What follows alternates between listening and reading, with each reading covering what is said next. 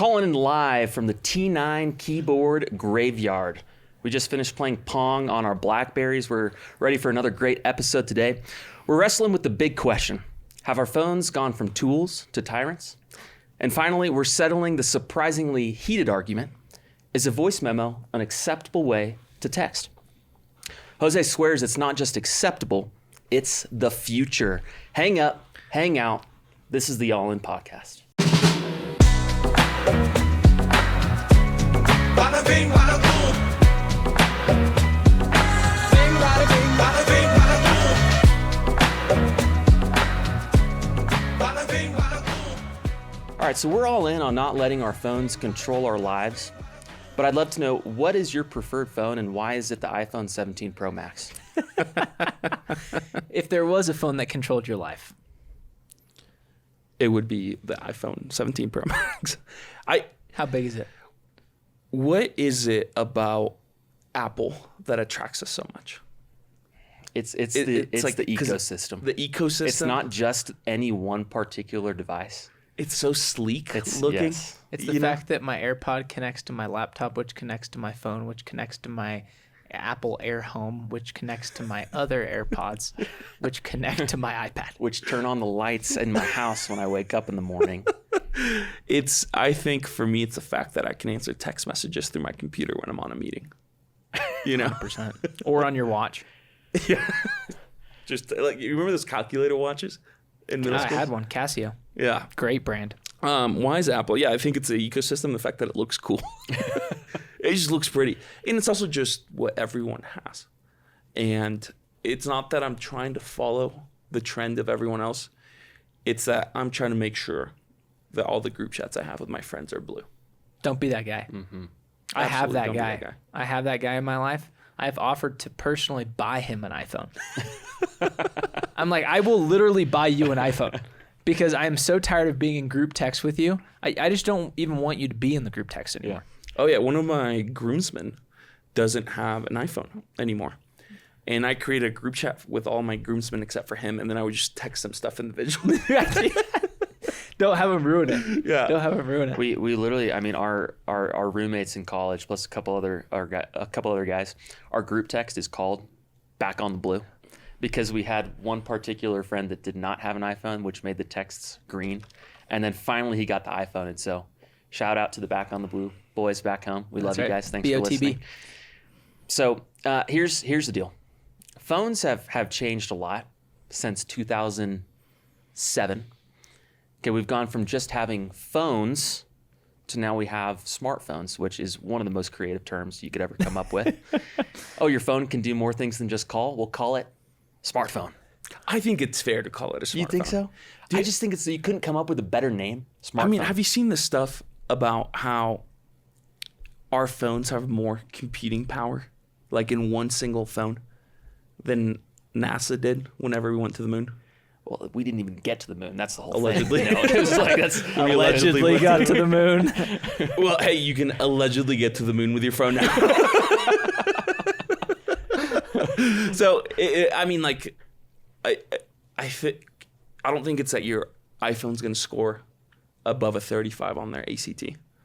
I think it's that it just has the computing power to potentially score above I'm just saying you could come up with a better name. Okay, what's the better name?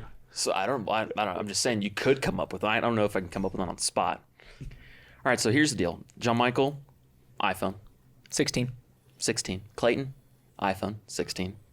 Jose, iPhone. 17 Pro Max. You can say the full thing. I don't want to. And here's the deal. I love. Demean you. We already talked about the Apple ecosystem. I love the Apple ecosystem. I love iOS. I love the blue text messages. iMessages, excuse me. But there's something about the nostalgia of the old flip phones where everybody had different phones and you kind of all compared with each other. What was y'all's first phone? I don't remember what it was called, but I had this, pretty sure it was a Samsung phone. And it was probably just because that was a promotion they were running. That's the one I got. But it was navy blue, and it was just a normal looking phone, had a little screen with just the numbers 1 through 9, and then what's at the bottom, the star and the what is now the hashtag. Yeah, it used right? to be pound. Back then it was just pound, right, and then the 0. And it was fine, but the coolest thing is that you could flip it on to the side and then slide it up. And you remember get a full keyboard. when that was like the peak of technological advancement? You know how fast I could text my crushes? All 6 of them? Just playing 20 questions. And by question 3, we're texting, who do you like? And you say, IDK, letter U, smiley face. IDKU, winky face. I was in 6th grade when I got this phone. Mine was the Pantech Slide, which would love to hear about how Pantech's doing these days. I've never heard of Pantech. You never heard of Pantech? No. Oh, it was cool. So it's kind of a light blue. Got Local business? No, I don't think so. It's probably under now or merged with somebody. But I was a late adopter to the phones. My parents were pretty anti-cell phone. So I got my first phone like beginning of freshman year of high school. I remember being like the last guy to get the cell phone. That was the worst. Yeah. I got left out of so many texts. I got left out of so many invites because no one wanted to text my mom to see if I could come over when I was the one who didn't have a phone. So it was a blue Pantech.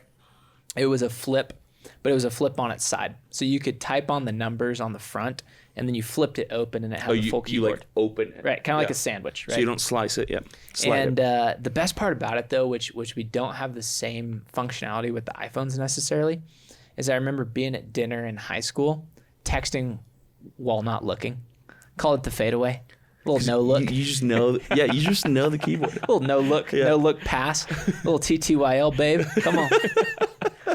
Texting underneath the table. That's amazing. Yeah. Next level. You know, it is so true. I think I got my first phone. I was in 8th grade. It was an LG Shine. Oh, I remember those. You remember those? LG was like top of the line. Uh-huh. You probably wouldn't know just because I'm sure in public school people probably couldn't. Well, I would say LG was we looked down on LG. Do you guys remember LG? I don't know if this is the Shine, but it was like this thick. It was like a pencil. And then you would flip it open. It would like a semicircle. Oh, open. yeah. Do you know what I'm talking about? Yes. Oh, like you was flipped crazy. it. Like yeah. The screen was like up and down, and then you flipped it, was really and skinny. then it was side to side. Yeah, I Yes, thought that was the remember. Sidekick. Is that the Sidekick? I don't remember the names. I thought it was T-Mobile. T-Mobile Sidekick. T-Mobile was that what it Sidekick, was? yeah. I always wanted the Sidekick. The LG Shine, it just kind of slid up, but then the phone, I don't even know why I had this. I think my parents just got it for me. It was like a mirror. Like it was supposed to be like reflective of a mirror, and you could look at yourself. You could look at yourself in it. That's really funny. So, anyways, but you know, this is just reminding me too of the olden days because again, I got the phone a little bit later. I would say people started getting flip phones in like 6th grade. I mean, really 5th grade, 6th grade, 7th grade. Yep. I didn't get one until 8th grade, and there were a lot of texts that I missed out on. But this is just reminding me of remember calling your neighbor's home phone. Oh yeah, Jack Huntress. I still have his number memorized. Yeah. And his mom picks up and you're like, hey, can Jack come play? Right. You know, that was just, or the phone rang at your house and you pick it up. You're so excited to pick it up. Yes. I remember calling my 5th grade girlfriend on her home phone and us talking about High School Musical after it was premiered. I'm like in my phone with, do you remember Singular?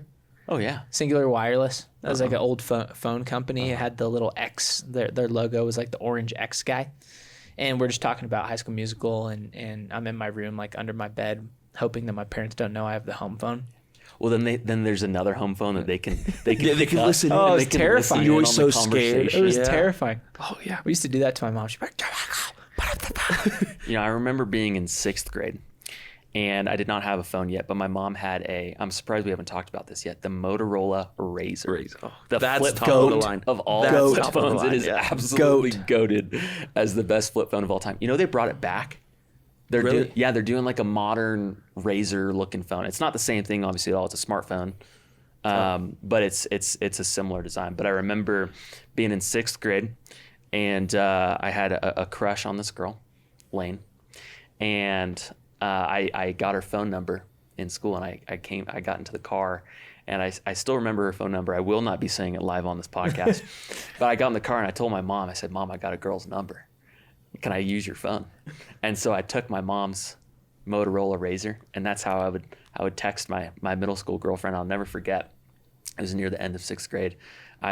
Really the routine was like every time I'd get into the car, I'd immediately take my mom's phone and start texting my girlfriend, which we didn't talk in school at all, but we texted as soon as we got out of school. But I'll never forget, the routine was grab the phone, text. And I remember one day I got in the car and my mom just kind of, put her head down a little bit and just handed me the phone kind of sadly. Oh no. And I opened it up to a text that just said, "It's over, period."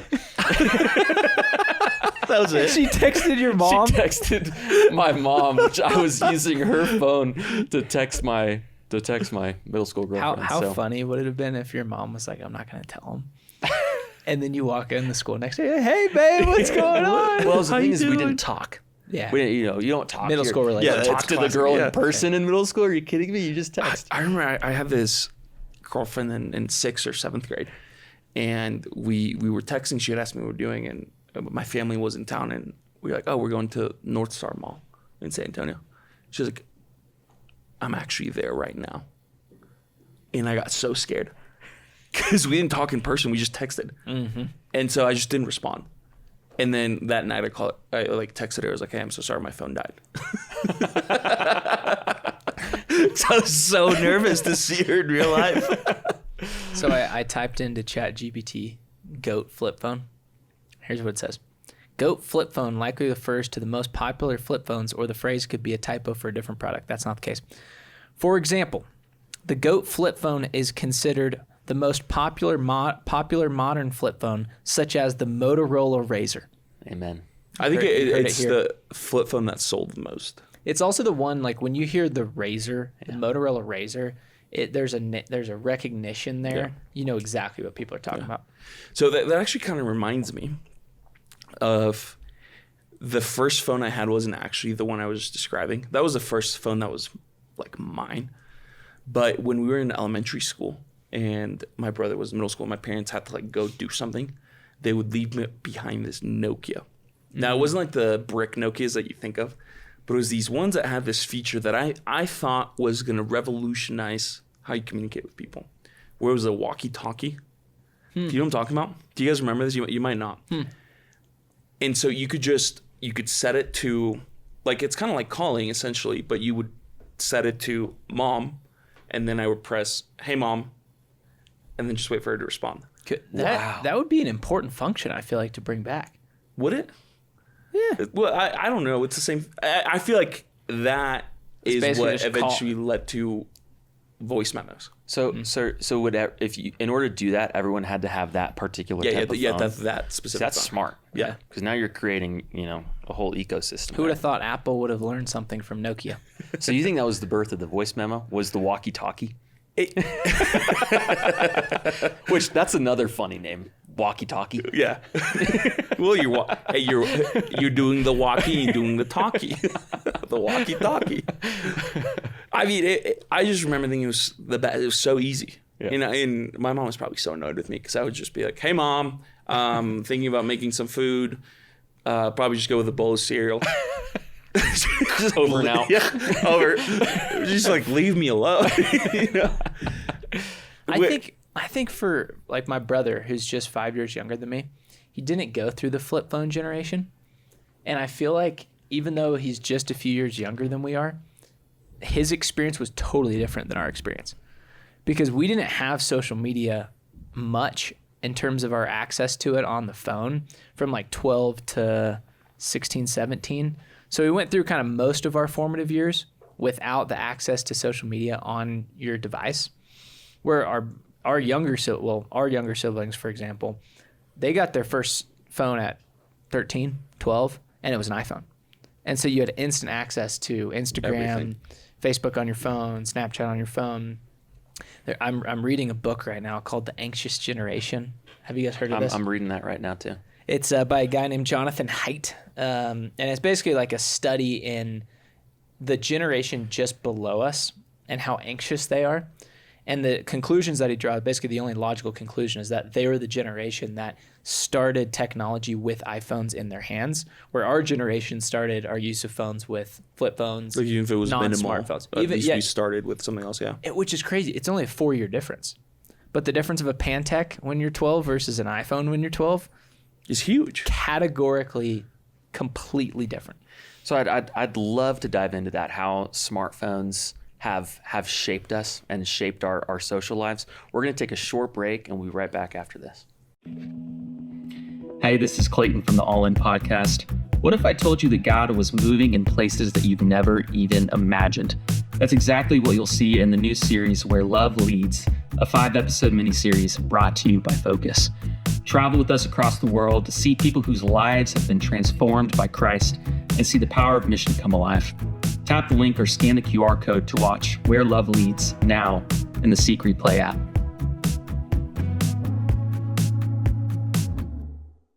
All right, so back in the day, your phone could only do a number of things. Whatever you could manage to type in on your T9 keyboard, that was about it. There's really not a whole lot else that could happen on the flip phone. But now we're just talking about the anxious generation, the birth of the smartphone, the birth of internet on the device in your pocket, social media in your pocket.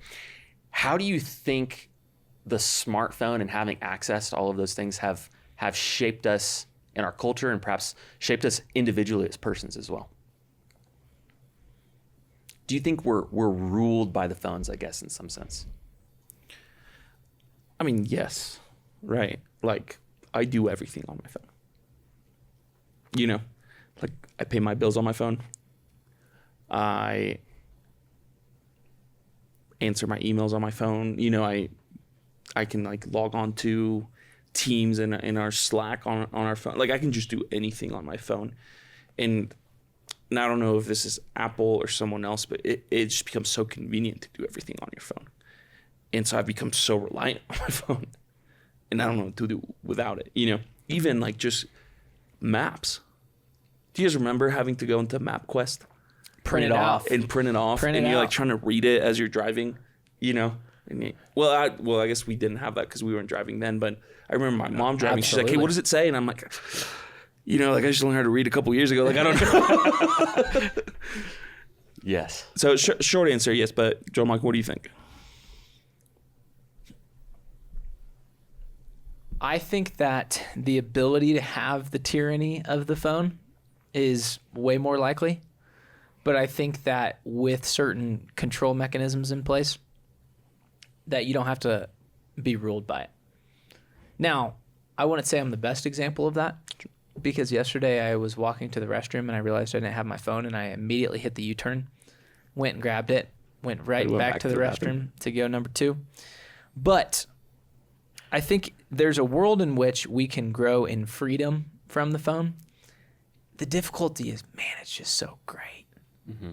It's so amazing. I even just tried to go black and white a while ago, and I was like, this is just not nearly as fun. I hated it. It's horrible. Probably why we need to do it. Have you guys seen those videos on YouTube? It's like high school 2002. Like, they've kind of become popular. Have you seen these at all? No. Say more. It was like a popular trend, I guess, recently for whatever reason, these like high school, last day of senior year videos were popping up on YouTube. Yeah. And it's like these 10-minute videos of just someone going around with a camcorder and just recording all their friends. But they didn't have smartphones back then. So it's just these, videos, these images of all of these high schoolers just having a good time and talking to one another. And you look at the comments. I was reading an article about these videos, because you look at the comments and it's all these Gen Z people. They're like, oh my gosh, I wish that I had this. Oh my gosh, I wish my life was more like this. So to your point, Jose, there's some level of convenience to have email on your phone, to be able to access the internet on your phone, to be able to pull up Google Maps and not have to know. You can start your car with your phone. You can start. Have you seen that? Yeah, it's unbelievable. Now, I didn't go to private school, so I don't have a car that does that. Down. But it's like you can do anything on your phone. Yes. And so that's my question, is that there's a higher level of convenience, but I'd love to hear, would you say that the smartphone has made our lives better? Are we better off with the smartphone? Define we. Us or humanity? That's great. Let's go we. We? We. I think, to John Michael's point earlier, because we had a start with, we didn't start with the smartphone. And even if it was minimal, right? It wasn't until, I got my my first thing similar to iPhone was iPod Touch, and I got that my sophomore year of high school. I didn't get an iPhone until I think my senior year of high school. So it's like I had a lot of my formative years. Sure, I still had a flip phone, but I think because of that, we didn't get hit with a lot of the negative effects. Now, we still got hit with a lot of negative effects, but not some of the main ones. And then, not just that, you add on top of that now we are 3 guys that are trying to grow in virtue. I would argue that they actually haven't made our lives worse. As like just us 3. Now, we definitely need to be careful. And there are times where we can fall back and let them make our lives worse. But on the surface, I don't think they've necessarily made our lives worse. I wish we could kill the smartphone, all have dumb phones, but still be able to have our computers.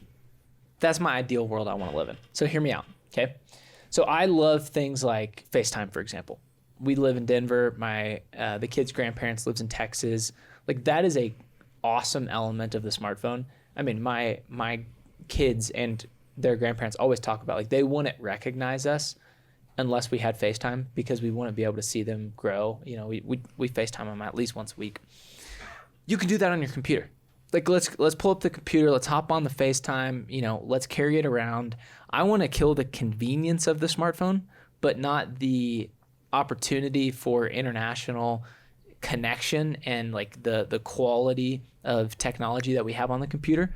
So if we could just have a world where everyone takes their iPhones, we throw them in the fire, we pass out, you know, light phones or Pantex or LG slides to everyone, and we just say, hey, all of that Teams, all that email, just do it all on your computer. I almost just flipped right there on my opinion. You almost got me. Almost? Almost. You never agree with me on anything. Well, I actually mostly agree with you, but then I remembered that if you hand me any sort of piece of paper, I will lose it within 3 minutes and not know where it went. I will have no clue where it is. Yep. I would not survive an airport without my boarding pass on my phone. I've thought about this. I've thought about how I would get rid of my iPhone, and then the only argument I have is the boarding pass. I mean, whenever I was little, we would go to the movies, and my parents would drop my siblings and I off, and I would hand them cash. They would give me a ticket. By the time I went to the people to, like, they were like, scan you, I didn't know where it was. I mean, there's going to be a certain point, and it's probably coming up pretty quickly, where you absolutely have to have a smartphone. I think about real life. Like we're there. You can't go to a restaurant without scanning a QR code to read the menu. Right, TSA pre-check now, or just typical pre-SA. Like they're switching to the whole phone ID thing. Then you have Mm-hmm. slowly but surely over the next 3 years. Then you have boarding passes, getting into a sports game. You can't get a physical ticket. How am I going to pay for things? Apple Wallet's the only way. Like there's going to be a world in which you can't operate. Mm-hmm. Have you guys heard of the brick? I have a brick. You have it? I have No, one. I don't have one, but I've been thinking about getting one. It's amazing. Tell us about it. It's amazing. So I think to your point, John It's Michael, just called the brick. Yeah. I would say your world is not better, because I can't imagine you walk into the bathroom with your Dell laptop so you can watch YouTube Shorts while you're in there. Maybe that would help. That would be a little weird.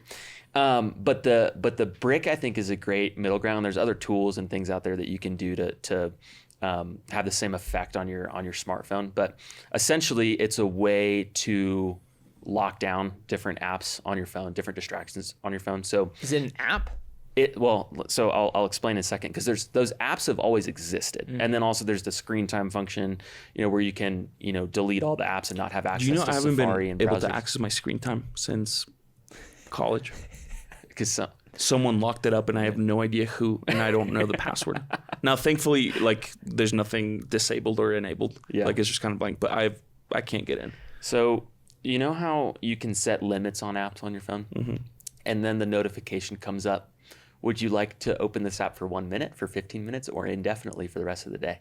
And almost without a doubt, you just hit indefinitely. In theory, I can't access that feature, but yeah. or you hit 1 minute and you just do that. You know what I'm talking about? Mm-hmm. You do it like 30 different times throughout the day. That's me with Strava. I have it set for 3 minutes. Yeah. But I end up looking at it for 30 because I just hit. You just keep hitting. One more minute. Yeah. Yes. Okay. So what the brick does is it's a it's a small little brick looking device. It's magnetic, so you can stick it on your fridge or on your desk or whatever. It's like a cube. It's a cube. And so then what you do is you set all of your apps. So you can say, from this time to this time during the day, I don't want to be able to access my internet browser, or I don't want to be able to. Do you do that on a computer to set it up, or on you your download phone? So you download the app on your phone. Yep. And you basically give it all the parameters, know. And so, for instance, like during my work day, I'll have access to email and Microsoft Teams. But then right at 5:30, access to that goes off. So I don't have to delete it off my phone or anything. It's just like access to those things completely turns off, and I can't open it for the rest of the day unless I go to the brick and I scan my phone to the brick and say I need to be able to open these apps. So it just creates like a distance. There's a physical. So I keep it upstairs, and it's like I'm downstairs, and I want to, I also turn off internet browsers so that I'm not distracted by looking things up, because I'm a curious person when I'm in front of my kids and with my family. And it's like, so then I'll pull out my phone and I'll be like, and in a moment where I would probably click, one more minute, give me 5 more minutes, It doesn't work. Now it's like, if I want to be able to open this, I have to walk upstairs, go to my office, grab the brick, unlock it, come back downstairs. So if let's say I'm at work and I have the brick, and the brick's at home, and I want to look at something. Well, that's what people use it for. Like, I so they'll can't- do I like can't social open it. media. You can't open it until you get to And the so brick. you'll like Until I when get you're home. leaving the house, you tap it on the That's brick and it locks it up. Brilliant. Yeah, it's amazing. It's really cool. And so, it helps a lot. How much is it? It's like, it's not a subscription. It's like Huge. It's like $40. That's amazing. And here's the thing is that I'm buying it immediately after this episode's over. This is genius, because you only get, like, sometimes you're in an emergency, like say, I'm traveling and I forget my brick, and it's like I need to look something up. You get 5 emergency unbricks where you can use the app and you can unbrick. So you have this? Yeah, I have it. You can unbrick your phone from the app, but you only get 5 for the lifetime of the brick. So it's like you can't. I'd use all of them. Yeah, well, 2 days. That's the thing is, like, if I'm downstairs, I'm like, I really want to look up like some score, some college football score, but I don't want to go all the way upstairs. I can't waste an unbrick, because then if I use them all, I have to buy another brick. That's brilliant. Isn't that genius? Awesome. Yeah. Who are these guys? They're just The brick guys. The brick guys. I promise you, this is not. There's no paid ad here. There's no sponsor. This is just real, mind blown. This is incredible. Well, I think I'm buying it right now. No, not right now. After Well, we're I done. think I really love it, because all of us are, I feel like within our circle, and just, really just in general, you talk to a guy who's addicted to his phone, and he's like, I hate that I do this. Like, I don't want to do this. But it's my life that's exists us. in my phone, and unless I permanently lock down everything, this is the way it's always going to be. But then the screen time. So everyone's like, I just feel so stuck in this life, and I feel like this is a really great solution. But I feel like there's so many people that are looking for ways to have the convenience of the smartphone, but also dumb down their phone at the same times. Yes. Right? I've tried this with my own, like, I'll just delete all apps from my home screen. I'll take all notifications off, but it never works. I'll just do screen time. It just never works. So, all right, Brick, saved my life. Did y'all hear that Ed Sheeran doesn't have a phone? Really? Yeah. What do you like? He does not own Does a not phone. own a phone. Yes. Home phone? So Mom's phone? The reason this Because came he has out red hair. was because a while back Taylor Swift was doing some sort of a interview with somebody. I don't even remember. But her and Ed Sheeran are good friends, supposedly, and he didn't find out that her and Travis Kelce had gotten engaged. And it's because Taylor was saying it's because he doesn't have a phone. If you want to get in contact with him, you have to email his assistant, and then his assistant will unlock his iPad and set up a particular time for you to talk, FaceTime on his iPad, and then it goes away and he doesn't talk anymore to people. I'm like, that's amazing, honestly. But also, what are you doing with your life? Yeah. Right. I mean, it is cool, but I'm like, what do you do all Well, it's probably not super possible for the normal, average person? Yeah, I feel like he could. I don't know maybe he's working. I don't really know. But I also just imagine him kind of being off the grid and like writing songs somewhere. Multiply, divide, Exponential, I think, is the next album coming out. To the power of 3. Do you still love Ed Sheeran? I loved You're Ed huge Ed I Sheeran loved Ed Sheeran. You loved Ed college. Sheeran. Every day I'd get freshman year, I'd come home from class and I would listen to Thinking Out Loud. Like every single day we had this like major speaker system, and you'd walk in and it's like 11 a.m. and it's just Ed Sheeran's blasting through the house. Do you remember when your roommates thought you were dead? Yes. There was. I'll try to keep it brief. Tell the story. Tell the story. So, Clayton and John Michael lived in a house that we called the YMCA because it was on Village Street. It was 1000 Village Drive. Yeah, Village Drive. And our other good friend, brother Peter, and I lived down the street like a block away. On Glade. On Glade. Where the public school kids lived. And so one day, brother Peter and I were bored, and so we're like, oh, let's go over to the Y and see what they're doing. And so we drive over real quick. It's like a 10-second drive. And we're pulling up, and it's that time of the day where it's like starting to get dark, right? It's not fully dark, but it's almost fully dark. And there's no cars outside the Y. And, sorry, there's Clayton's cars outside the Y, but there's no other cars, and all the lights are off. So we're like, I don't think they're home. But then we're like, well, let's check Find My Friends. Sure enough, we open up Find My Friends, and Clayton's in there. So we're like, what is he doing? So we knock on the door, and like no one answers. And we're just like, what? Like, do you think he's sleeping? Maybe he's sleeping. Let's sneak in and scare him. All right, and so sure enough, we walk in. As soon as we open the door, we just hear, what's the chorus? And baby now, take me to your open arms. We're like, what is going on? And we walk into the living room, and Clayton is sitting down on a white sheet with 4 candles. In the dark, playing Ed Sheeran on his guitar just at the top of his lungs. That's not true. That is an exaggerated version of the story. You had made steak, I think. And it ties back in. You had made steak, and so there was some like steak juice. No, you were messing up the story. I think the story was, I had a night to myself, and I just thought to myself, I want to have a night without my smartphone. So I made a steak dinner. I had a candlelit steak dinner. By yourself. And then I played a little guitar. And I think I went on like a walk or something like that. Yes. And then Jose and brother Peter came in, and they were like, what's going on here? There's a steak. No. There's a steak dinner on the floor with candles. Don't mess it up just yet. This happened. We walked in. We laughed, and then we were like, hey, let's go get some food. So then you came with us. You're like, I'll go with you guys. And then they got home. That's what it was. And that's what this. That's where the dying part. All right. Well, here's something that we do need to cover. If you're gonna roast me, I'm gonna roast you. Why do you think that voice memos are the future, Jose? I mean, how do you not think they're the future? That's the argument of someone who knows it's bad. Listen, I get that other people think it's inconvenient to receive a voice memo. Very. I don't care. It's convenient for me to send you a voice memo.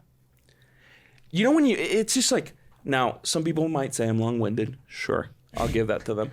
Your voice memos are like 7 minutes long. But I don't want to text you these things. It would take too long to type out a story. I think I can just voice memo you, and it makes my life so much easier. Here's the thing. I think voice memos allow you to give so much unnecessary detail. You know who the worst voice memo person in the world is? Who? My wife. Reagan Caldwell. Really? She's horrible. Well, maybe we'll start our own voice memo group text. You know what's funny is you know how when you send a voice memo and it's like within a certain time stamp, it's like if it's less than 4 minutes, it comes through as a voice memo. If it's more than 4 minutes, it comes through as an MP3 file that you have to click on. His wife will send like 10, 15, 20 minutes long voice memos. But sometimes it's great because through text, you can't always tell how someone's talking. Right? I don't want to. There's certain texts that you can send me that I might think you're being mean, you're being aggressive, being passive aggressive. Call me on my phone. You never answer. In the words of That Drake, is true. You never You answer. don't answer anything. It that is is you. impossible. You never answer It is text. impossible to I've gotten better communicate. at it. No, you are horrible at answering And text. so, hey, you know what? I'm just going to send you a voice memo so you know how I'm talking. You know what I'm intending to get across I'm here. about to pull out my phone and show how many texts I've sent to Clayton. Okay, here's the thing. There's Our buddy 6 Alec, in a our buddy row. Alec, I was talking to him on the phone the other day. He's like, dude, you went from answering my phone calls about 5% of the time to 95% of the time. You need to tell John Michael to get on it because I've called that dude 7 times. He hasn't responded. I have a busy calendar. I used to have to send Clayton police siren emojis if it true. was You some still if do it was that. time sensitive because I knew he wasn't going to reply within the next 2 weeks. Okay, here's one thing that Apple just needs to figure out, and this could make the voice memo acceptable. For whatever reason, you can get to the moon with your iPhone, but Apple still can't figure out to give you an accurate transcript of the voice memo. Oh my It's God. like, so the long voice memo, you can click on it now and it gives you Yes. the Yeah. transcript, but it's awful. It's horrible. When I get a long voice memo, sometimes from my wife, I'll just like kind of glance through the transcript, but it's kind of hard to read. I'm like, what exactly is going on here? Some dog ran into our house, Yeah. and then the boy jumped off a cliff. And The what's going on? funniest part is, you guys probably don't struggle with this as far as I know, is a translation issue. If my parents send me a voice memo in Spanish, the transcription is crazy. Does it go when it transcribes? So if your phone's in English, will it transcribe to English for you if it's sent in Spanish? I think Apple's trying to figure that out, but initially, They like, can barely do English. yeah, English, it'll be like random characters that like don't make up a word. It would like glitch out. That's amazing. That's so funny. Like, you were the worst texter. It's not me. Let's just be clear. I think Jose, worst texter, Jose, worst Jose. caller. That's fine. I can. That's fine. Okay, hold on. That's fine. The thing that John Michael does that drives absolutely everybody crazy is I know exactly you what will he's be gonna say. talking to him on the phone, and you'll get to not even really like a closing, moment in a conversation, but he'll either say, "All right, bye," and then just hang up the phone, or he'll just say, "All right," and then just hang up, and you might be mid-sentence. It's like the most abrupt hang up of all time. Awful. When I'm done with the conversation, that's it. You just know when I've it's, gotten you what just I know when want it's out of over. it. I don't care if you do. You're gonna send me a voice memo later. That you're not going to listen to or reply to or acknowledge. The worst thing to happen to the iPhone though is the reaction buttons, the thumbs up. Or the Oh no, I exclamation. think it's the best. Oh, here, let me explain. What it's done is it's taken bad texters and it's given them an out. It's given me new life. It's given them an out because now all they have to do is click the thumbs up message. It's like, hey, what do you want for dinner? Thumbs up. Hey, when am I going to see you tomorrow? Thumbs up. Thumbs up. Hey, can't wait to see you. Exclamation mark. It's the best. I got a message the other day. This was a work thing, but still the same theory. But it was like, hey, can you approve this list? And instead of having to send, I do approve, I just thumbs up. Is that an That was appropriate funny because response, then though? they replied, they're like, does that mean you approve? Yes, that's what I mean. I'm like, what else could it mean? I You think don't I'm just like it. I don't. thumb up That's to me a like on the message is not like on Teams or Slack. That is not an appropriate response to just thumbs up. Are you telling me you read it? Are you telling me that's an affirmative? Why to the would I be question telling asked? you I read it by thumbs upping it? A lot of people do that. A lot of people in the Slack You're hanging community, out with the wrong people. in the Teams, the Microsoft Teams community, like it as a sign of I read it. That's what red receipts are for. Well, you should tell them that. I'm just saying they do that. And so now it's not clear to me, are you saying yes to my question or are you saying no? Yeah. Okay. I'll wrap us up with this, with going back to voice memos. I'm not done here. Oh, all right. Bye. All right, bye. The absolute best use of voice memos is sending just like a funny, like a 3-second That is true. Yes. thing. That you is know, true. and that is why I think voice memos are the future, is because I can just send like a movie quote in the voice, right? Or like, did you guys ever watch Harry Potter 1? Harry Potter and the Sorcerer's Harry Stone. Potter 1. Harry Potter and the Sorcerer's or Philosopher's Stone. My favorite Christmas movie. Where one of the wizards, I don't know his name, they're at the table, and it's like when Harry's first getting there, and he just looks over at Neville, and he goes, "Dad's a muggle, Mom's a witch." Imagine the look on his face when she found out, and it's just like, I don't know why I think it's so funny. I'll just send that to people. It would be weird just to call someone and then say that. Yeah, and then hang up. All right, bye. That's a good point. That's a good point. So it brings a little bit more life and character For sure. to the text messaging, Yeah, and I'm very Culture. pro-life, yeah. if you will. So, well, one thing that I do want to make sure our listeners do Is that you're the worst texter? is know that John Michael loves to abruptly end phone calls. We will not abruptly end this episode. We'd love to invite you to give us a thumbs up on our podcast, subscribe, comment. This is the All In Podcast.